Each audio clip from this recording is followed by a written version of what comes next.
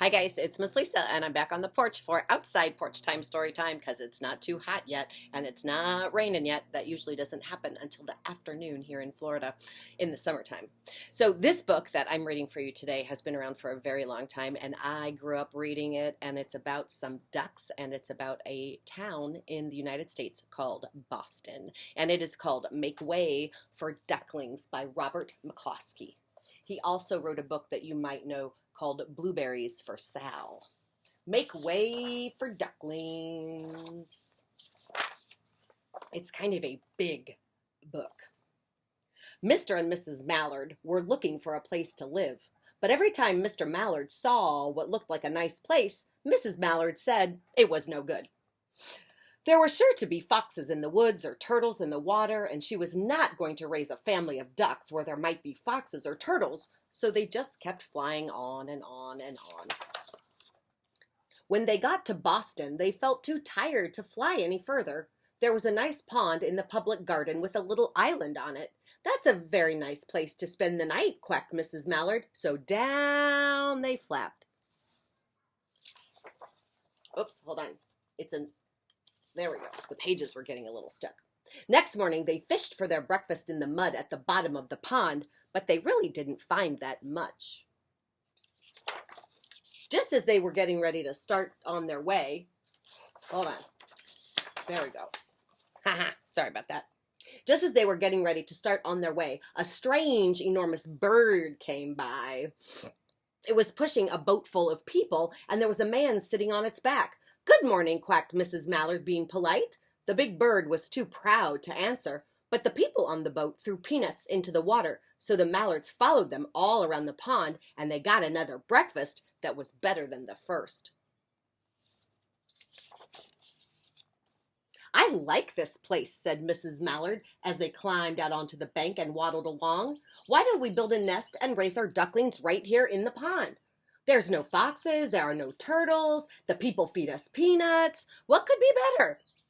"Good," said Mr. Mallard, delighted at last that Mrs. Mallard had found a place that suited her. "But—" "Look out!" squawked Mrs. Mallard, all a dither. "You'll get run over." And when she got her breath back, she added, "This is no place for babies. All those horrid things rushing around. We will have to look someplace else." That kid was going by on his bike super fast and scared them. So they flew over Beacon Hill, and they flew around the State House, but there was no place for them to make a nest. Then they flew over the Charles River. Let me make sure I didn't miss a page. I did. The paper in this book is very thick, and they're sticking together. They looked in Louisburg Square, but there was no water to swim in. Now they're going to fly over the Charles River. This is better. That island looks like a nice, quiet place, and it's only a little ways from the public garden. "Yes," said Mrs. Mallard, remembering the peanuts. "That looks like just the right place to raise our ducklings."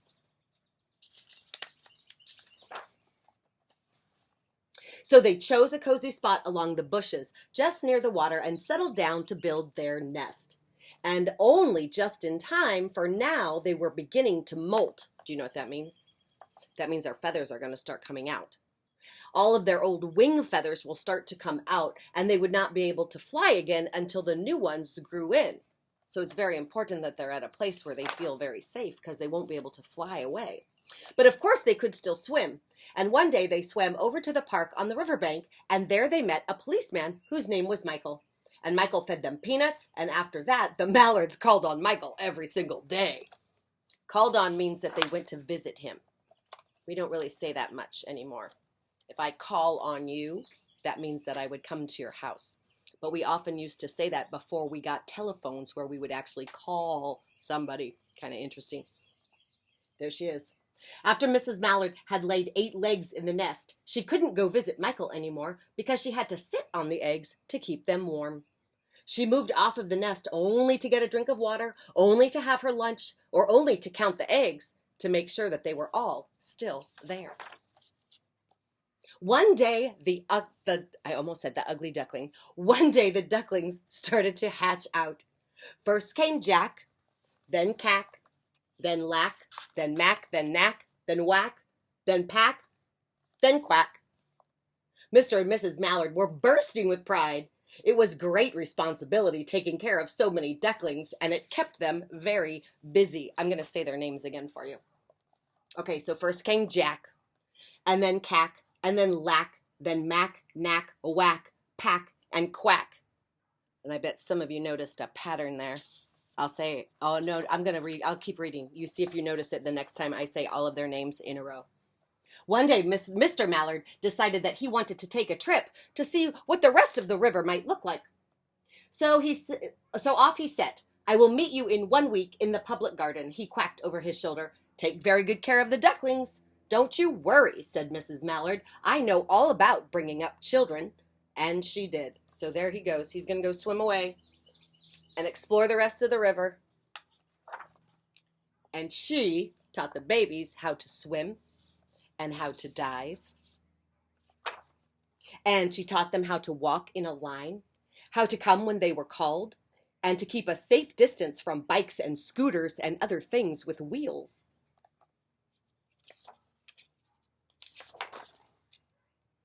When at last she felt perfectly satisfied with them, she said one morning, "Come along, children, follow me." And before you could wink an eyelash, Jack, Cack, Lack, Mack, Knack, Whack, Pack, and Quack fell into a line just as they had been taught. And Mrs. Mallard led the way into the water, and they swam behind her to the opposite bank, the other side of the river. There they waded ashore and waddled along until they came to the highway. Mrs. Mallard stepped out onto the road. Honk, honk went the horns on the speeding cars. Quack, said Mrs. Mallard, and she tumbled back again. Quack, quack, quack, quack, quack, quack, quack, quack, went Jack, Cack, Lack, Mack, Knack, Whack, Pack, and Quack. Just a little louder as their quacks could quack. The cars kept speeding by and honking, and Mrs. Mallard and the ducklings kept right on quack, quack, quack, quacking. Honk, honk, quack, quack, quack, quack, quack. Honk, honk, quack, quack, quack, quack. They made such a noise that Michael, the policeman, came running, waving his arms and blowing his whistle. Tweet, tweet, tweet, tweet. Honk, honk, honk, quack, quack, quack, quack, quack. He planted himself in the center of the road. He raised one hand to stop the traffic, and then he beckoned with the other, the way policemen do, for Mrs. Mallard to cross the street. And there she goes, with her head held high. Look at her. And there's her babies. As soon as Mrs. Mallard and the ducklings were safe on the other side and on their way down Mount Vernon Street, Michael rushed back to his police booth. I wonder why he's rushing. He had to make a phone call. He called Clancy at headquarters and he said, "There's a family of ducks walking down the street." "A family of what?" "Ducks," said Michael. "Send a police car quick." Sounds like he's sending some help. Meanwhile, Mrs. Mallard had reached the corner bookstore and had turned onto Charles Street with all of her children. Let's see. I'll say them slow. Jack, Cack, Lack, Mack, Knack, Whack, Pack, and Quack, all marching in line behind her. Do you see the pattern yet of their names? Everyone stared. An old lady from Beacon Hill said, "Isn't it amazing?" And the man who swept the streets said, "Well, now, ain't that nice?" And when Mrs. Mallard heard them, she was so proud that she tipped her nose into the air and walked along with a little extra swing in her waddle. When they came to the corner of Beacon Street, there was a police car with 4 policemen that Clancy had sent from headquarters. The policemen held back the traffic so Mrs. Mallard and the ducklings could march across the street. I bet some of those people in those cars were a little bit surprised that the traffic came to a stop so the ducks could cross the street. And they went right into the public garden. Inside the gate, they all turned around to say thank you to the policeman, and the policeman smiled and waved goodbye. When they reached the pond and swam across to the little island, there was Mr. Mallard waiting for them, just as he had promised. The ducklings liked the new island so much that they decided to live there. All day long, they follow the swan boats and they eat the peanuts. And when the night falls, they swim over to their little island and they go to sleep. And I will tell you something. That's the end. Sorry. And they go to sleep. If you ever go to Boston, this public garden is a real place, and the swan boats are a real place, and there's even a statue in the park of all of the ducklings. Did you notice the pattern of their names? Let's go back to a page, and I will say them one more time. Here we go. This is the page where they first were hatched. Jack, cack, lack, mac, knack, a whack, pack, and quack. J, K, L, M, N, O, P, Q. They're in order from the middle of the alphabet. Ba-dum-bum. Make way for ducklings. I hope you like that one.